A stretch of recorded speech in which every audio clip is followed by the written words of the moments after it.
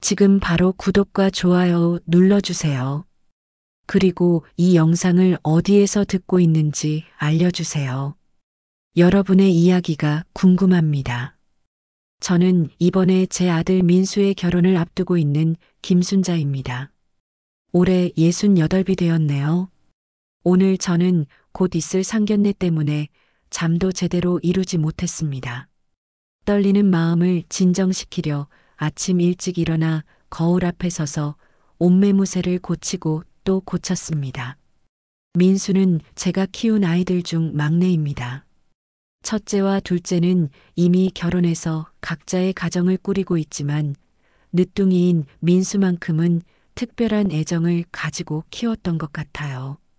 이제 성인이 되어 훌륭한 회사원이 되었고 좋은 인연을 만나 결혼까지 하게 된다고 하니 기쁘면서도 한편으로는 불안한 마음이 듭니다.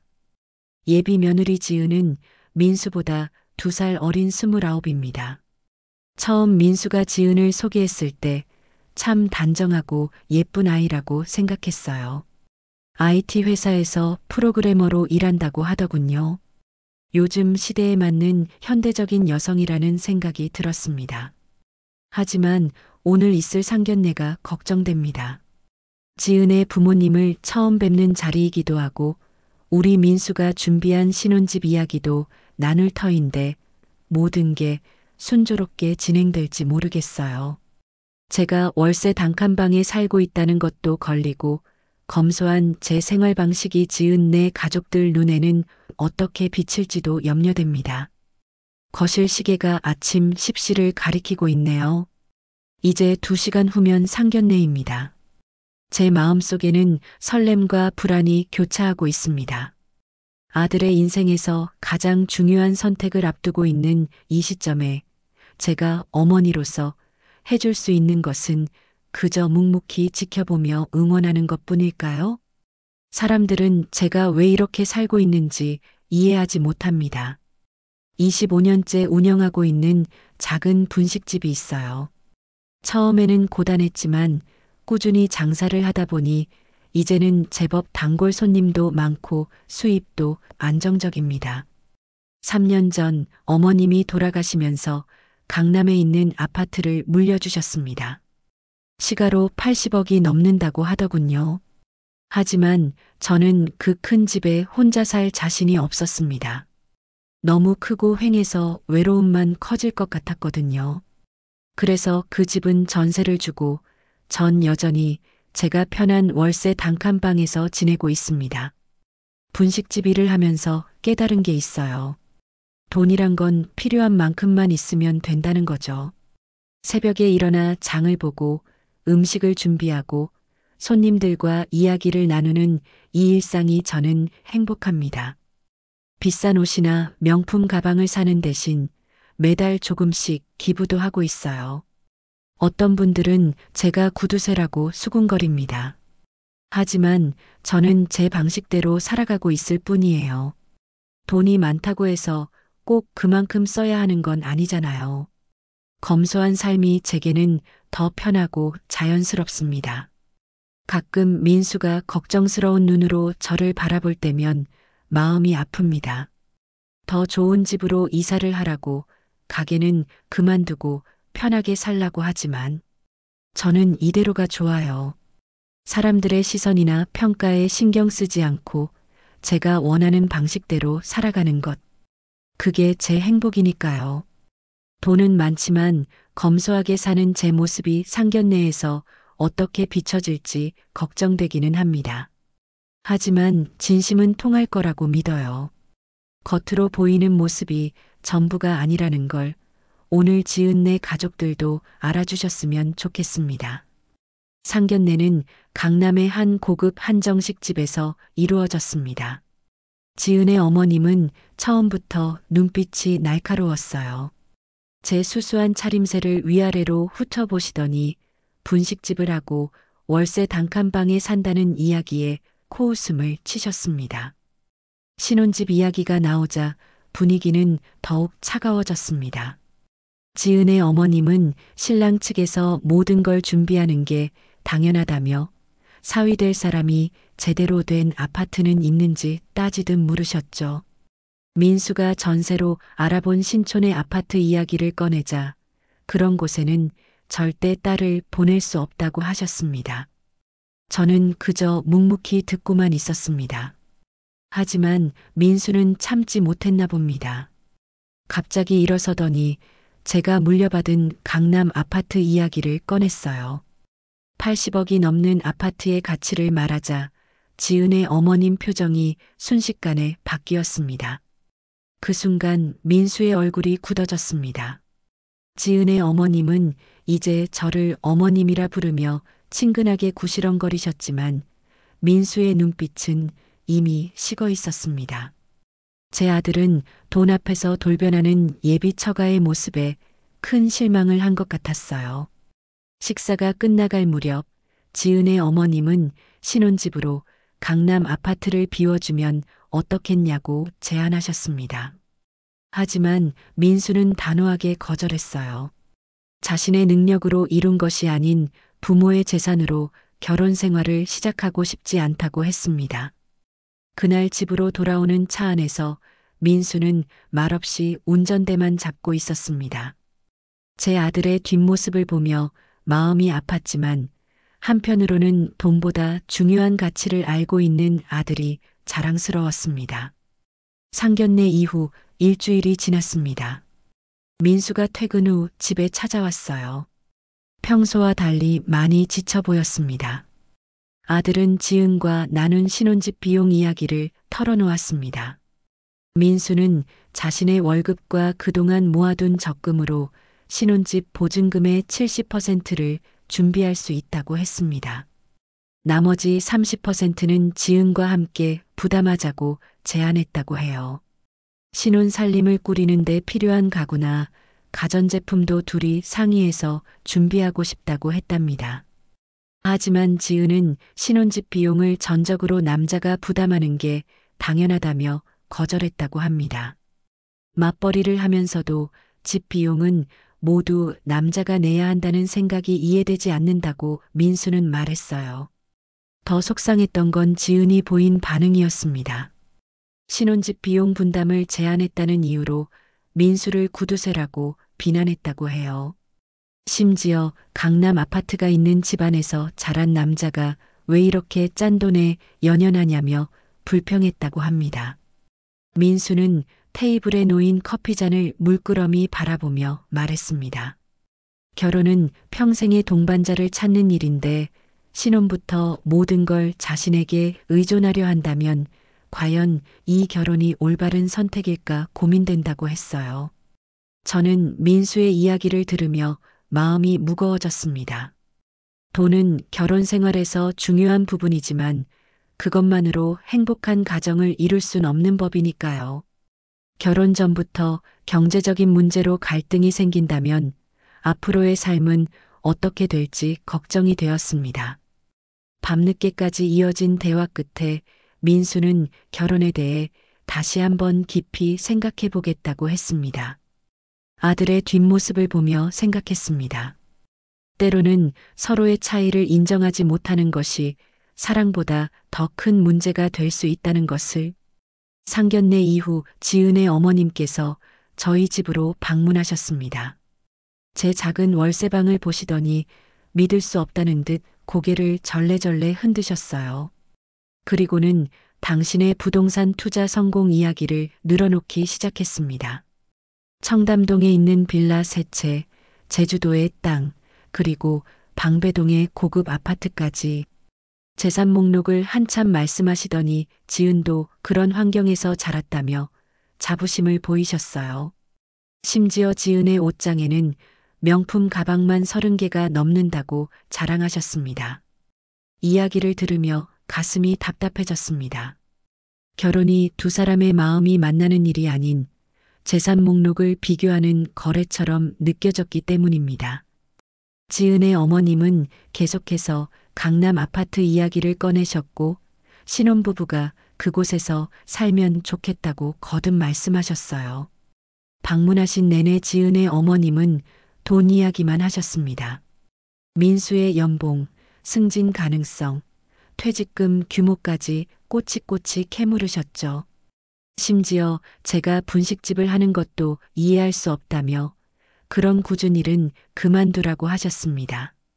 차를 마시며 이야기를 나누는 동안 지은의 집안이 얼마나 물질적인 가치관을 가지고 있는지 명확히 알 수 있었습니다. 돈이면 다 된다는 듯한 태도, 남들의 시선을 중시하는 모습, 그리고 겉으로 보이는 것들에만 집착하는 모습이 보였어요. 그날 저녁 혼자 앉아 생각해 보았습니다.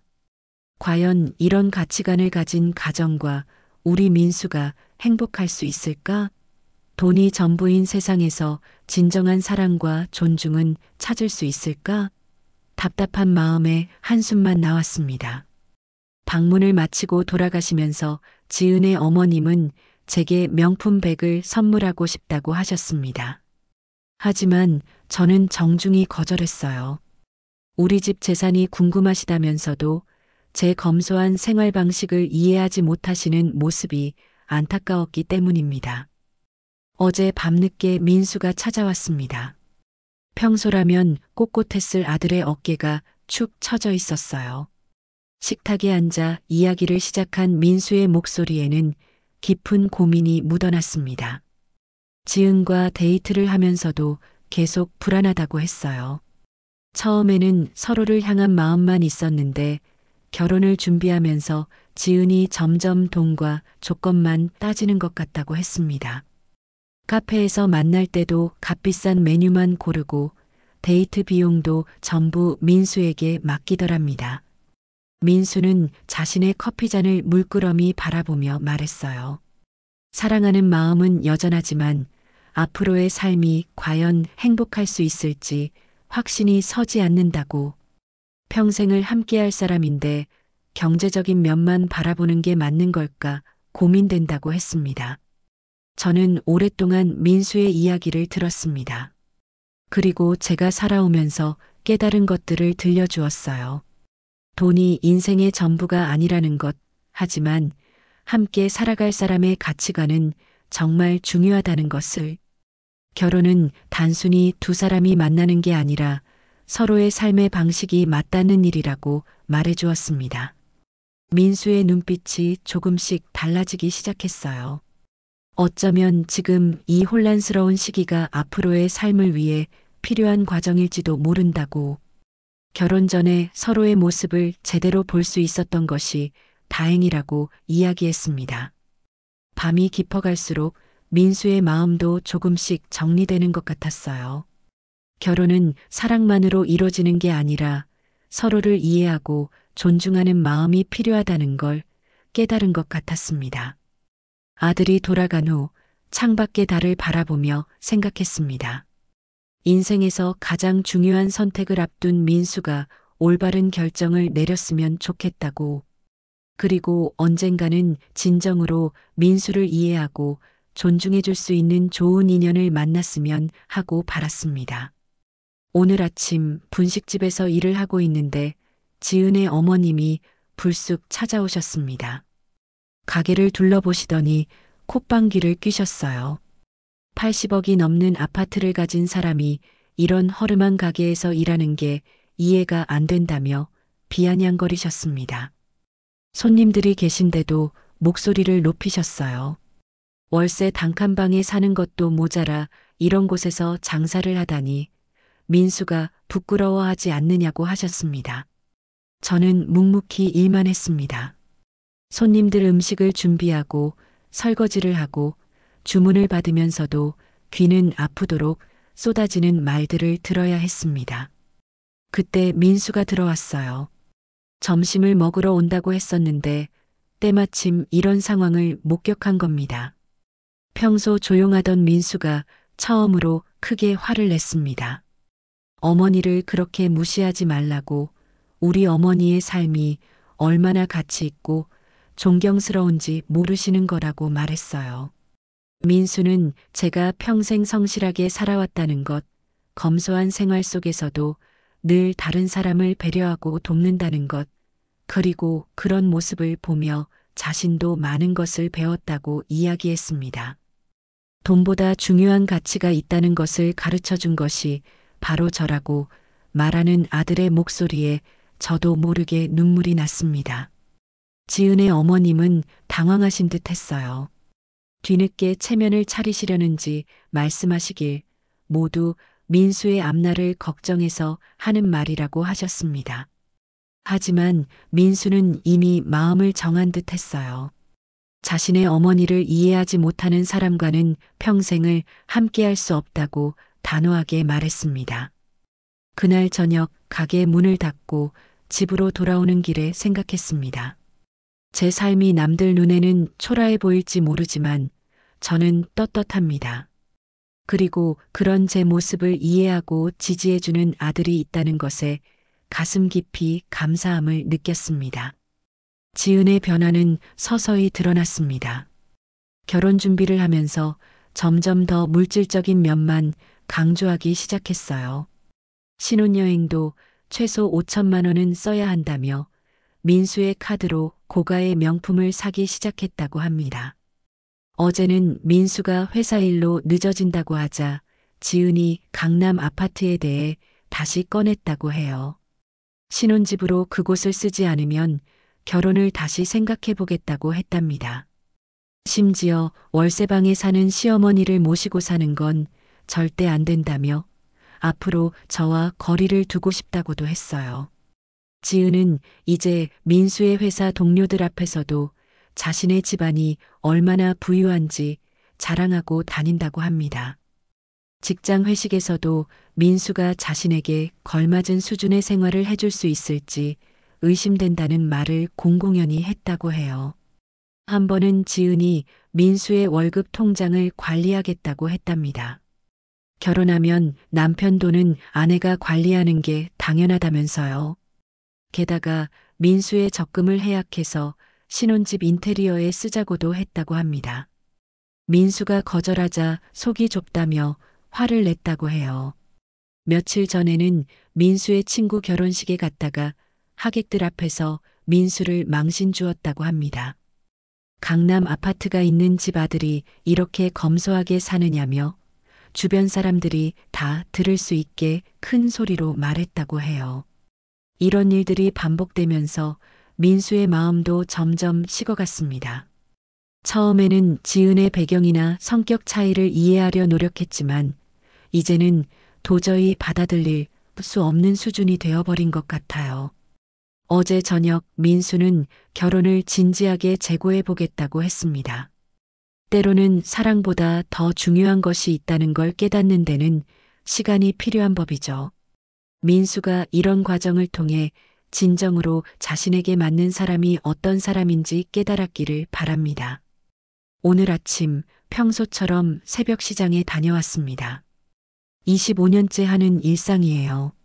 시장 상인들과 반갑게 인사를 나누고 신선한 재료들을 고르면서 마음이 차분해졌습니다. 이런 소소한 행복이 제 삶의 의미라는 걸 다시 한번 깨달았어요. 최근 있었던 일들을 돌아보면서 많은 생각이 들었습니다. 남들이 보기에 제 삶은 부족해 보일지 모르죠. 강남에 아파트가 있는데 왜 월세 단칸방에 사느냐고, 분식집은 왜 계속하느냐고 수군거립니다. 하지만 저는 제 선택이 부끄럽지 않아요. 돈이 전부가 아니라는 걸 저는 압니다. 새벽에 일어나 가게 문을 열고 단골 손님들과 이야기를 나누고 학생들에게 떡볶이 한 접시를 더 얹어주는 이런 소소한 일상이 제겐 큰 기쁨이에요. 돈으로는 살 수 없는 행복이 있다는 걸 매일 경험하고 있으니까요. 어머님께서 물려주신 아파트는 제게 큰 축복입니다. 하지만 그것이 제 삶의 방식까지 바꿔야 할 이유는 되지 않아요. 검소하게 살면서도 다른 사람을 도울 수 있다는 것, 그것이 제가 찾은 행복한 삶의 비결입니다. 매달 조금씩 기부도 하고 있어요. 가게에 오는 어려운 학생들에게 장학금도 주고 있고요. 겉으로 보이는 호화로움보다 마음이 따뜻해지는 이런 순간들이 제겐 더 값진 것 같아요. 밤늦게까지 가게를 하다 보면 피곤할 때도 있습니다. 하지만 장사를 마치고 돌아오는 길에 마주치는 달빛은 여전히 아름답고 작은 방에서 보내는 밤은 평온합니다. 부족한 것 같지만 사실 제겐 모든 것이 충분해요. 이제는 확실히 알겠습니다. 남들의 시선이나 기준에 맞추려 애쓰지 않아도 된다는 걸요. 제가 선택한 이 소박한 삶이 바로 제가 추구하는 진정한 행복이라는 것을 어제 저녁 민수가 최종 결정을 내렸다고 찾아왔습니다. 지은과의 결혼을 하지 않기로 했다고 합니다. 아들의 표정이 밝았어요. 오히려 마음의 짐을 내려놓은 것처럼 편안해 보였습니다. 민수는 지은에게 정중하게 마음을 전했다고 해요. 서로가 추구하는 가치관이 너무 다르다는 것, 결혼 생활에서 중요하게 생각하는 것들이 근본적으로 맞지 않는다는 것을 이야기했답니다. 지은은 처음에는 받아들이지 못했지만 결국 민수의 진심을 이해했다고 합니다. 돈이면 모든 것을 살 수 있다고 생각했던 지은의 어머님도 마지막에는 다른 모습을 보이셨어요. 오히려 우리 민수가 돈보다 중요한 가치를 알고 있는 청년이라며 자신의 딸이 그것을 이해하지 못해 아쉽다고 하셨답니다. 이제 민수는 새로운 시작을 준비하고 있습니다. 결혼을 준비하면서 겪은 일들이 오히려 좋은 경험이 되었다고 해요. 진정한 동반자란 무엇인지, 행복한 가정이란 어떤 것인지 깊이 생각해 볼 수 있는 시간이었다고 합니다. 저는 민수에게 말했어요. 인생에서 가장 중요한 것은 돈이 아니라 서로를 이해하고 존중하는 마음이라고. 지금은 힘들지만 언젠가 민수의 가치관을 진심으로 이해하고 함께 성장할 수 있는 좋은 사람을 만날 거다고. 분식집은 여전히 제 일상입니다. 오늘도 어김없이 새벽에 일어나 장을 보고 음식을 준비하고 있어요. 작은 가게에서 맛있는 음식을 만들며 사람들과 정을 나누는 이 소박한 삶이 저는 행복합니다. 때로는 우리가 원하는 것이 눈앞에 있는 것이 아닐 수 있습니다. 하지만 그 과정에서 우리는 더 중요한 것들을 배우게 되죠. 민수가 이번 일을 통해 깨달은 것처럼 진정한 행복은 겉으로 보이는 것이 아닌 마음으로 느끼는 것이라는 걸 말이에요. 이제 창밖에는 봄비가 내리고 있네요. 새로운 계절이 시작되듯 민수의 인생에도 새로운 장이 시작될 거예요. 그리고 저는 언제나처럼 이 자리에서 제가 선택한 소박한 행복을 이어나갈 것입니다. 저는 올해 65의 이정숙입니다. 30년째 전통시장에서 반찬 가게를 운영하고 있어요. 제 이야기는 둘째 딸 미연의 결혼 이야기에서 시작됩니다. 미연은 대학병원 간호사로 일하면서 같은 병원 의사인 준영을 만났어요. 3년 동안 연애를 하더니 드디어 결혼 이야기가 나왔습니다. 하지만 기쁨도 잠시 준영의 어머님께서 우리 집 재력을 조사하기 시작하셨다는 소식을 들었어요. 사실 저는 남편과 이혼하고 혼자서 두 딸을 키웠습니다. 반찬 가게 수입으로 근근히 살았지만 두 딸은 모두 훌륭하게 자랐어요. 큰 딸은 이미 시집가서 행복하게 살고 있고 이제 둘째도 좋은 인연을 만났다고 생각했는데 준영의 어머님은 강남에서 대형 산부인과를 운영하시는 분이라고 해요. 아들도 곧 그 병원을 물려받을 거라고 하더군요. 며칠 전 미연이 울면서 전화했어요. 예비 시어머님께서 반찬 가게 하는 시어머니는 못 모시겠다고 하셨답니다. 오늘 아침 평소처럼 시장에 나와 가게 문을 열었습니다. 30년 동안 써온 앞치마를 매면서 생각했어요. 이 앞치마가 제 자존심이고 자부심인데 이것을 부끄럽게 여기는 사람들과 과연 한 가족이 될 수 있을까요? 30년 전 남편이 사업 실패로 집을 나갔을 때의 일이 아직도 생생합니다. 당시 미경이는 5살, 미연이는 2살이었어요. 하루 종일 울다가 문득 정신을 차렸습니다. 울어서 달라질 것은 아무것도 없었으니까요. 시장에서 반찬 가게를 시작한 건 우연이었어요. 친정 어머니께 배운 김치 담그는 솜씨 하나만 믿고 시작했습니다. 처음에는 김치 한 종류로 시작했는데 손님들이 맛있다고 하시면서 다른 반찬도 만들어 달라고 하셨어요. 그렇게 하나둘씩 늘려가며 반찬 종류가 늘어났습니다. 매일 새벽 3시면 일어나 장을 봅니다. 30년이 지난 지금도 변함없는 일과예요. 시장 입구의 첨가물 가게 김씨 아저씨는 저를 보면 늘 좋은 채소를 골라주시죠. 우리 정숙 씨가 이걸로 무슨 반찬을 만들려고 하면서 말이에요. 수산물 코너의 박씨 아주머니는 제가 조개를 고르면 한 움큼 더 얹어주시며 이건 서비스야 하고 윙크를 하십니다. 우리 가게 단골 중에는 20년 넘게 오시는 분들도 많아요. 큰아들 결혼시킨 이야기, 남편과 다툰 이야기, 며느리 때문에 속상한 이야기들을 저와 나누셨죠. 저는 반찬을 담으면서 그분들의 이야기를 들어주었고 그분들은 제 딸들 성장 과정을 지켜봐 주셨어요. 힘들 때도 많았습니다. 미경이가 중학교 입학할 때는 교복값이 걱정되어 밤마다 울었어요. 그때 단골 손님들이 특별 주문을 많이 해주셔서 어떻게든 마련할 수 있었죠. 미연이가 간호대학 합격했을 때는 가게에서 잔치를 벌였어요. 단골 손님들이 다들 자기 딸처럼 기뻐해 주셨답니다. 이제는 제 반찬 맛을 알고 멀리서도 찾아오시는 분들이 있어요. 얼마 전에는 한 대기업 임원이라는 분이 자기 회사 행사에 쓸 김치를 대량으로 주문하셨답니다. 그분 말씀이 시내 유명 식당보다 제 김치가 더 맛있다고 하시더군요. 반찬 가게 주방에 들어설 때마다 가슴이 벅차올라요. 이곳에서 두 딸을 키웠고 내 인생을 일궈냈으니까요. 누군가는 이런 제 일이 초라하다고 생각할지 모르지만 저는 자부심이 있습니다. 정성과 진심을 담아 만든 반찬으로 수많은 가정의 식탁을 책임져 왔다는 자부심이요. 미경이는 결혼할 때 신랑에게 그랬다고 해요. 우리 엄마가 반찬 가게 하시는 게 정말 자랑스럽다고.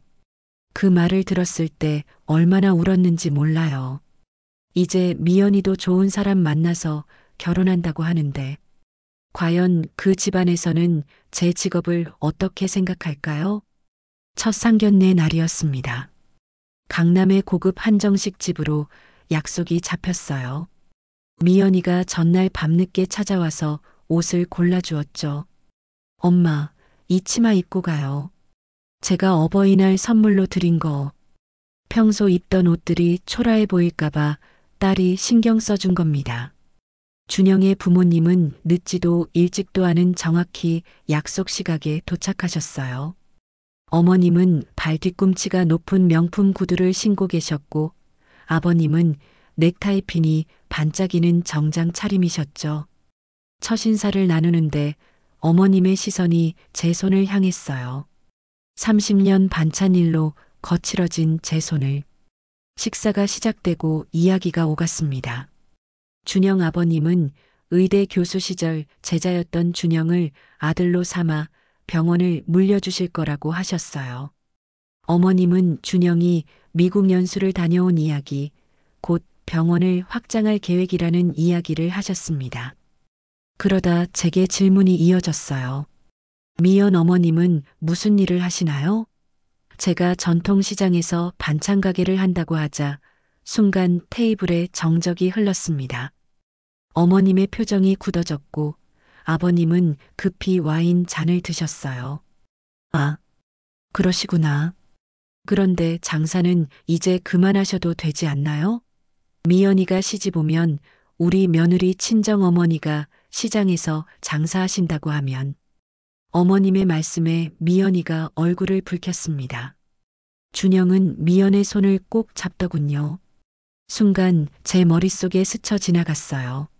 새벽부터 일어나 정성껏 반찬을 만들던 순간들, 단골 손님들과 나눈 따뜻한 정, 그리고 그 수입으로 키운 두 딸. 제 인생의 자부심이자 훈장 같은 시간들이었는데 이분들 눈에는 그저 부끄러운 일인가 봅니다. 식사 자리는 무거운 공기 속에서 끝이 났어요. 돌아오는 길에 미연이가 제 손을 잡았습니다. 엄마 미안해요. 하는데 목소리가 떨렸어요. 저는 딸의 등을 토닥이며 웃어주었지만 마음 한구석이 무거웠습니다. 그날 밤 반찬가게 주방을 정리하면서 생각했어요.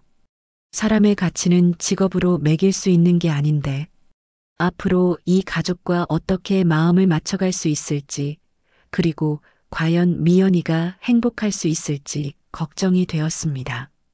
상견례 이후 준영의 어머님께서 미연에게 요구사항들을 전달하기 시작했습니다. 처음에는 작은 것들이었어요. 미연의 머리 스타일을 바꾸라거나 옷을 고급스럽게 입으라는 정도였죠. 하지만 점차 요구사항은 커져갔습니다. 첫 번째 큰 요구는 미연의 직장 문제였어요.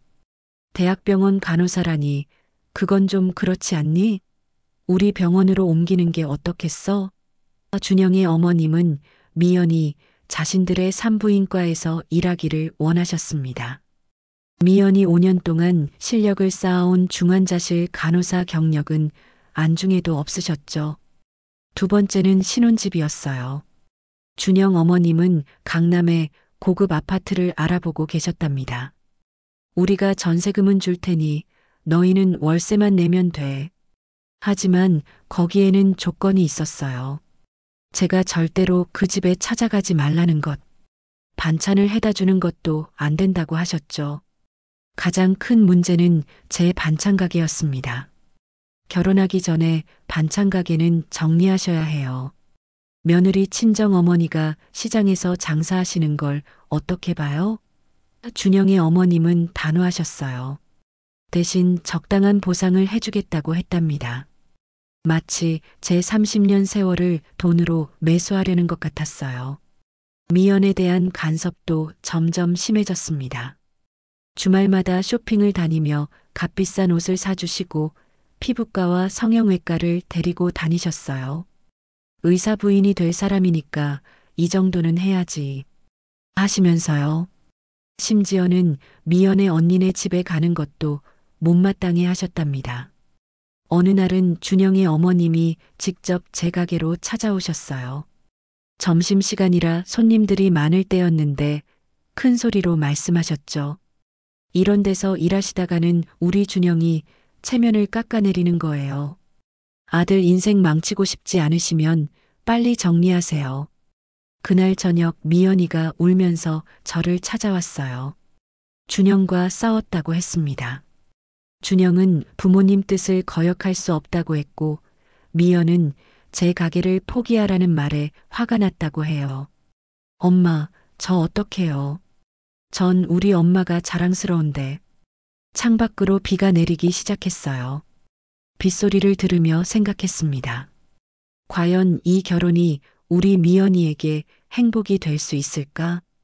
그리고 그들이 말하는 체면이라는 것이 제가 평생 지켜온 자존심보다 더 소중한 것일까? 어제는 미연이가 하루 휴가를 내고 제 가게에서 일을 도와주었어요. 평소와 달리 조용히 무언가를 생각하는 듯 했습니다. 오랜만에 모녀가 함께 반찬을 만들며 이야기를 나눴죠. 미연은 자신의 고민을 털어놓았어요. 준영은 정말 좋은 사람이랍니다. 미연이 힘들 때마다 따뜻하게 감싸주고 서로의 꿈에 대해 이야기를 나누며 미래를 그려왔대요. 하지만 결혼 이야기가 나오면서 준영이 조금씩 변하기 시작했답니다. 엄마, 준영 오빠가 어제 또 말했어요. 결혼하면 엄마가 반찬 가게 하시는 거 부끄러울 거래요. 그동안 오빠는 제가 간호사라는 것도 우리 집 형편도 다 이해해 주는 줄 알았는데 미연의 목소리가 떨렸습니다. 미연은 중환자실에서 일하는 것이 자랑스럽다고 했어요. 위급한 순간에 생명을 구하는 일에 보람을 느낀다고요. 하지만 예비 시어머님은 매일같이 전화해서 산부인과로 옮기라고 재촉하신답니다. 의사 부인이 일반 간호사라니 말이 되니? 라는 말을 계속 들어야 했대요. 김치를 버무리면서 미연이 울음을 터뜨렸습니다. 엄마, 전 엄마가 자랑스러웠어요. 우리 반찬 가게에서 번 돈으로 대학 보내주셨잖아요. 근데 왜 다들 엄마 직업을 그렇게 얘기하는 거예요? 오빠도 이제는 엄마 가게 오는 걸 꺼려해요. 점심시간이 되자 단골 손님들이 하나둘 오셨어요. 미연을 보더니 다들 반가워하셨죠. 어머, 미연이 왔네. 얼마나 예쁘게 컸어. 미연은 어렸을 때처럼 손님들과 이야기를 나누며 웃었습니다. 하지만 그 웃음 뒤에 깊은 고민이 있다는 걸 저는 알 수 있었어요. 저녁이 되어 가게 문을 닫으며 미연이 물었습니다. 엄마, 전 어떻게 해야 할까요? 준영 오빠를 정말 사랑하는데. 근데 이렇게 계속 엄마를 부끄러워하고 제 직업을 무시하는 게 너무 힘들어요. 결혼하면 달라질까요? 딸의 물음에 바로 답을 해줄 수 없었어요. 다만 미연의 손을 꼭 잡아주었습니다. 사랑하는 사람과 자신의 정체성 사이에서 고민하는 딸의 마음이 제게도 고스란히 전해져 왔으니까요. 주말 아침 큰딸 미경이가 아이들을 데리고 제 가게에 찾아왔어요. 손주들이 할머니 하고 달려와 안기는데 마음이 따뜻해졌습니다. 미경이는 미연의 고민을 듣고 일부러 시간을 내서 온 거였어요. 미경이는 4년 전 은행원인 남편을 만나 결혼했습니다. 지금은 5살, 3살 된 아이들을 키우며 행복한 가정을 꾸리고 있어요. 미경이 부부는 한 달에 한 번씩 꼭 제 가게에 들러 반찬도 가져가고 아이들과 시간도 보내곤 하죠. 미연아, 언니가 결혼할 때 기억나? 신랑 측에서 우리 엄마 직업 때문에 걱정했었잖아. 미경이가 커피를 마시며 말했어요. 근데 지금은 어때? 시어머님이 엄마가 담근 김치 없으면 안 된다고 하시잖아. 처음부터 완벽할 순 없는 거야.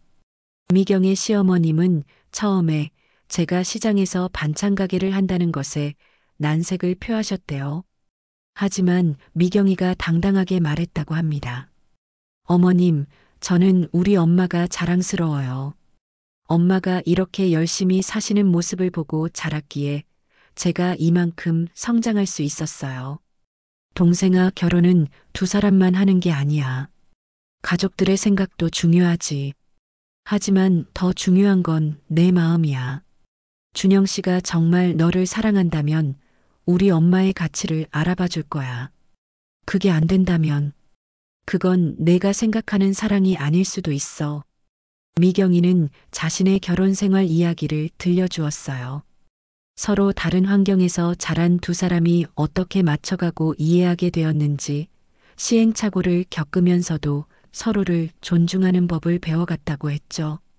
사람은 변할 수 있어. 하지만 그 변화는 강요가 아닌 이해에서 시작되어야 해. 준영 씨 부모님이 지금은 엄마를 이해 못하시지만 시간이 지나면 엄마의 진정성을 알아보실 거야. 단 그걸 기다려줄 수 있는 사람이랑 결혼해야 돼. 퇴근길에 미연이가 언니의 말을 곱씹어 보더니 말했어요. 엄마, 저 이제 알 것 같아요. 제가 진짜 확인해 봐야 할 건 준영 오빠의 마음이에요. 오빠가 저와 엄마를 진심으로 이해하고 받아들일 수 있는 사람인지. 미경이의 조언이 미연에게 큰 깨달음을 준 것 같았어요. 때로는 언니라는 존재가 이렇게 특별한 힘을 발휘하나 봅니다. 어제 준영이가 처음으로 혼자 제 가게를 찾아왔습니다. 평소의 단정한 모습이 아닌 다소 흐트러진 차림이었어요. 마침 가게는 장사를 막 끝낸 시간이었습니다. 어머님, 죄송합니다. 제가 너무 어리석었어요. 준영은 고개를 깊이 숙였습니다. 자신이 미영과 처음 만났을 때를 이야기하더군요. 응급실에서 위급한 환자를 살리기 위해 밤새 고군분투하던 미연의 모습에 반했다고 했어요. 그런 미연의 열정과 따뜻한 마음이 좋았다고 합니다. 준영은 어제 우연히 제 가게 앞을 지나가다가 한 장면을 보았답니다. 제가 김치를 담그면서 근처 독거노인분들께 나눠드리는 모습이었어요. 그리고 그분들이 얼마나 고마워하시는지도 보았다고 했습니다. 어머님의 반찬 하나하나에 정성이 담겨 있다는 걸 이제야 알겠어요. 단순히 장사가 아니라 이웃들의 삶에 온기를 전하는 일이었네요. 미연이가 왜 그렇게 어머님을 자랑스러워하는지 이제 이해가 됩니다. 준영은 어젯밤 부모님과 크게 다투었다고 합니다.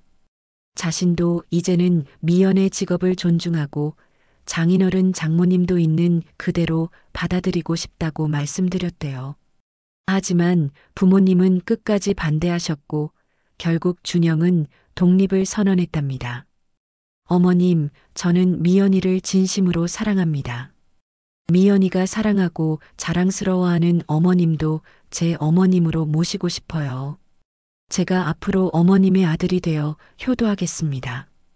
부모님을 설득하는 것도 제가 책임지겠습니다. 준영의 눈빛에서 진심이 느껴졌어요. 그동안 부모님의 기대에 맞추려 애쓰느라 자신의 진짜 마음도 못 보고 있었던 것 같았습니다.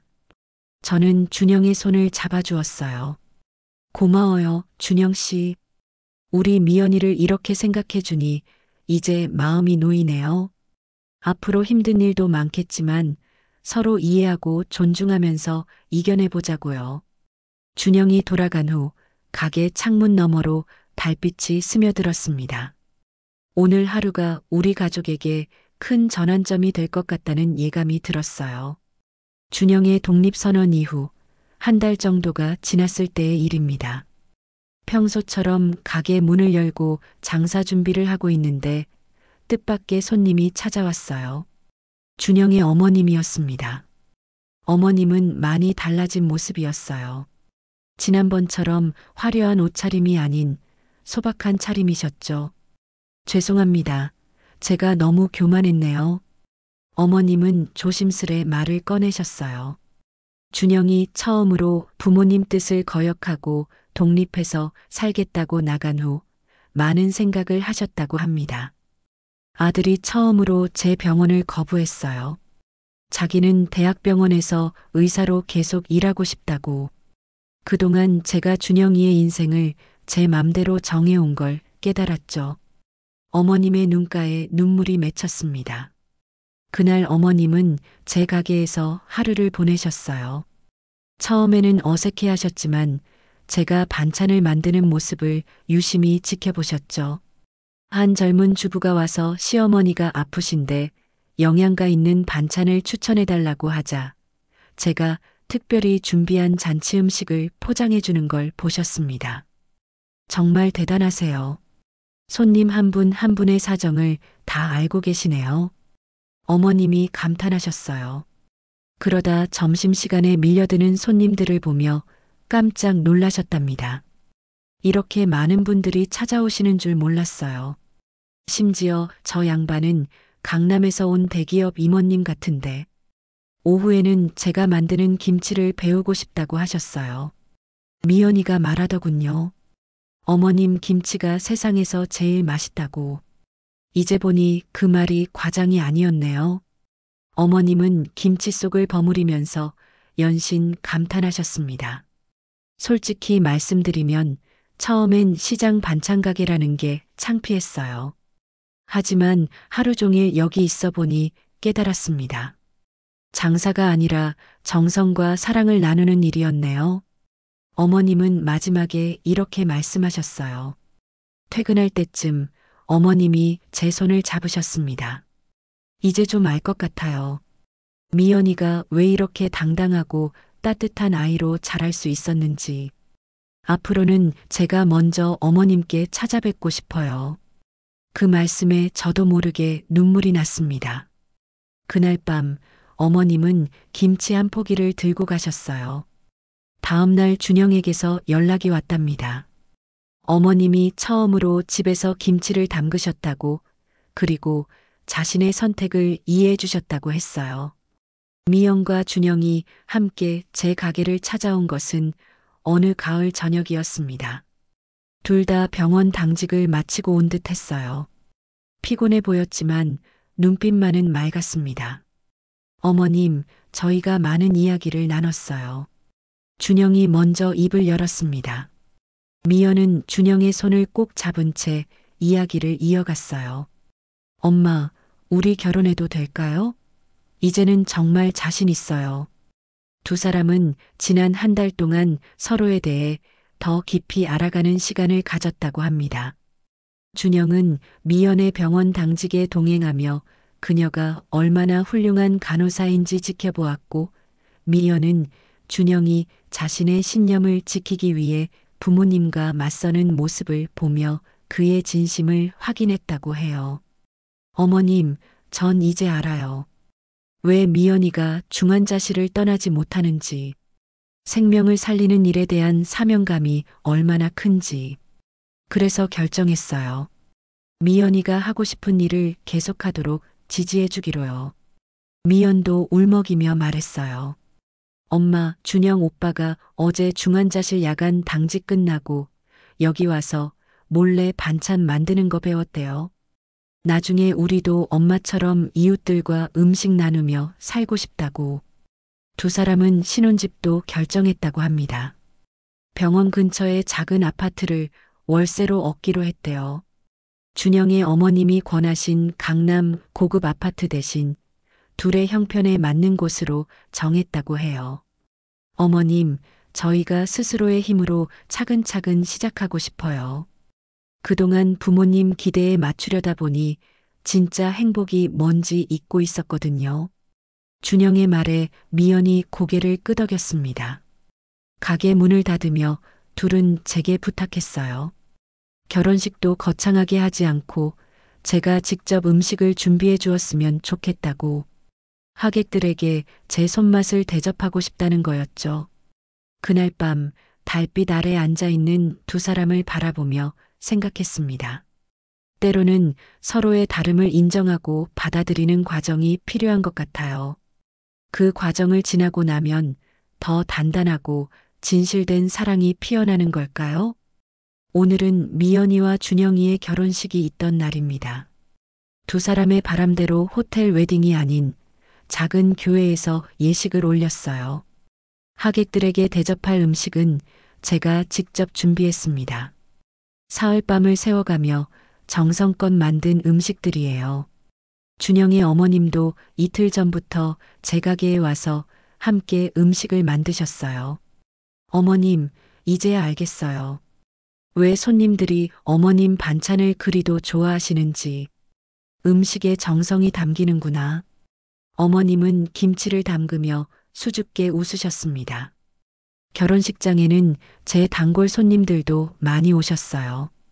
30년 동안 제 반찬을 드시던 분들, 미연이가 어릴 때부터 봐오신 분들, 그분들은 하나같이 미연이를 자기 딸처럼 아끼셨죠.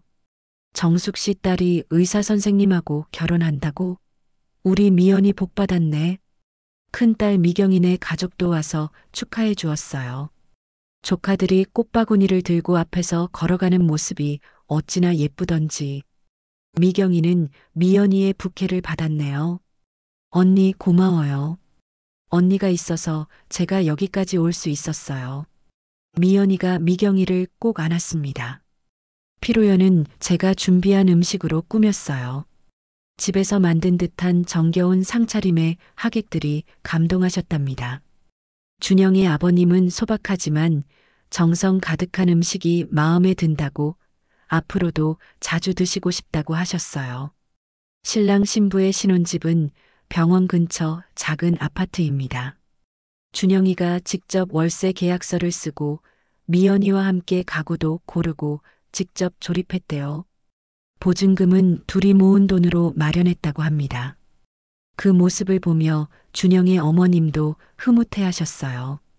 이제 두 사람은 새로운 출발을 합니다. 미연이는 계속 중환자실에서 일하고 준영이는 대학병원 의사로서의 길을 걸어가기로 했어요.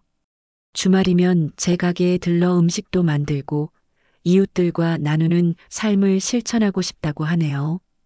결혼식이 끝나고 가게로 돌아오는 길입니다. 30년 동안 지켜온 이 자리가 참 자랑스럽게 느껴지네요. 제 반찬 가게가 있었기에 두 딸을 당당하게 키울 수 있었고, 이제는 새로운 가족과도 마음을 나눌 수 있게 되었으니까요. 내일도 저는 여전히 새벽에 일어나 시장을 보고 반찬을 만들 겁니다. 하지만 이제는 달라졌어요. 제 곁에는 제 일을 자랑스러워하는 딸들이 있고 그 진심을 알아준 새 가족들이 있으니까요. 작은 반찬 가게가 우리 가족에게 준 선물은 단순히 생계수단이 아닌 서로를 이해하고 존중하는 법을 배우는 소중한 배움터였나 봅니다.